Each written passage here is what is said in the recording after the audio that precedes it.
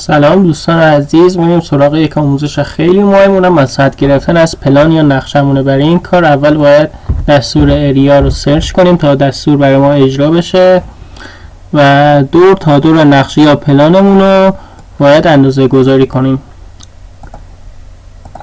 اگه این اندازه گذاری یه ذره از خطم زد بیرون اشکال نداره، از پلانمون زد بیرون اشکال نداره، چون داریم به صورت کاملا حدودی مساحتمون رو به دست میاریم. بنابراین زیاد حساس نباشیم.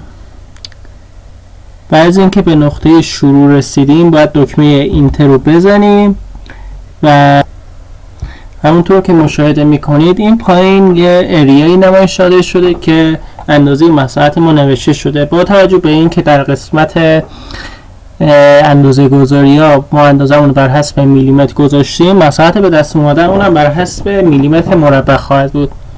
برای تغییر اندازه گذاری ها یه ویدیو آموزشی براتون گذاشتم که میتونید ببینید که چجوری اندازه ها رو از میلیمتر به متر یا هر واحدی که دوست داریم تغییر بدیم.